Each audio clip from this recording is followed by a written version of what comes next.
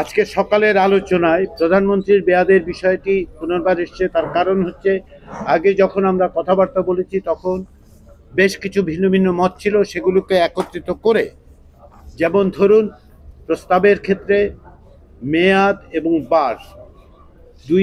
দুই মেয়াদ এইরকম প্রশ্ন উঠেছে, সেগুলো রিকনসাইল করার জন্য, সেগুলোকে সুস্পষ্ট করার জন্য আজকের আলোচনায় যেখানে আমরা উপনীত হতে পেরেছি যে এই বিষয়ে সিদ্ধান্ত যদি হয় তবে সেটা হবে যে প্রধানমন্ত্রী পদে একই ব্যক্তি 10 বছরের বেশি থাকতে পারবেন না।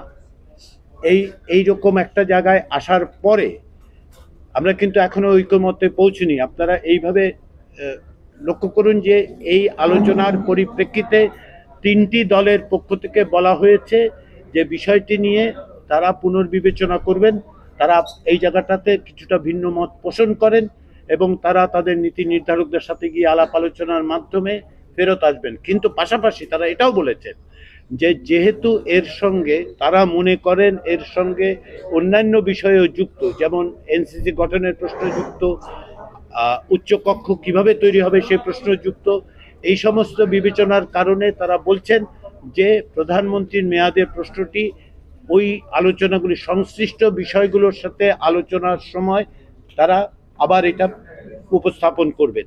এখন পর্যন্ত যেটা দাঁড়িয়েছে সেটা হচ্ছে যে প্রধানমন্ত্রীর মেয়াদ বা বারের বদলে 10 বছরের ব্যাপারে এক ধরনের কাছাকাছি আসা গেছে এবং তারই ভিত্তিতে পরবর্তী সময়ে আলোচনাটা হবে অন্যান্য বিষয়কে সংশ্লিষ্ট করে। আমরা আশা করছি এই জায়গায় এক সময় আমরা একমতে আসতে পারবো। এই কথাটা আমরা এভাবে বলতে পারি কিনা যে 3টি দল ছাড়া বাকি সকল দল 10 বছরের ব্যাপারে একমত হয়েছে?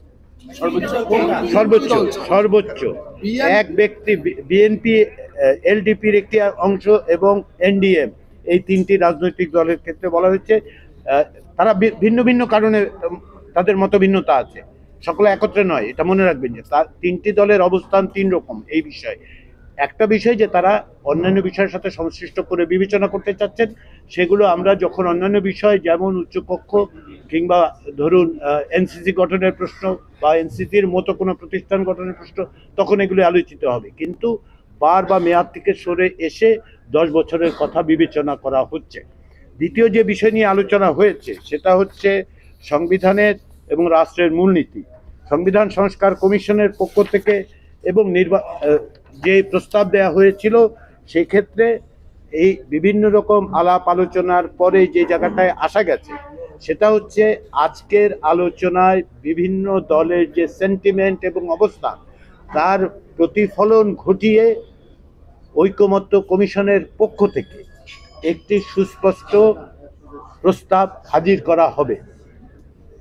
যে আলোচনাগুলো হয়েছে তার রিফ্লেকশন, তার প্রতিফলন ঘটিয়েই একটা নতুন প্রস্তাব আনা হবে, যাতে করে এই যে সাম্য, মানবিক মর্যাদা, সামাজিক সুবিচার ও গণতন্ত্র সংবিধানে যুক্ত করা, উল্লেখ করা কিংবা অন্যভাবে সংযুক্ত করার প্রশ্নটা তখন বিবেচিত হবে। এইটা ঐকমত্য কমিশনের পক্ষ থেকে একটা সুনির্দিষ্ট প্রস্তাব আনা হবে যা লিখিতভাবে, যেটা আসলে আজকের আলোচনাকে রিফ্লেক্ট করে, সেইভাবেই আলোচনা অগ্রসর হয়েছে।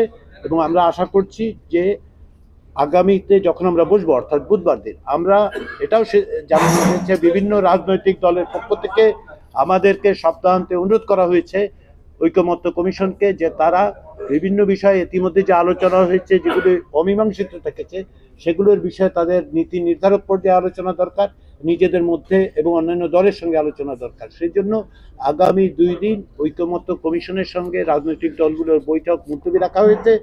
বুধবার দিন আমরা সকাল 10:30টায় মিলিত হব এবং তারই মধ্য দিয়ে আমরা অমীমাংসিত বিষয়গুলো মীমাংসার পথে অগ্রসর হতে চেষ্টা করব।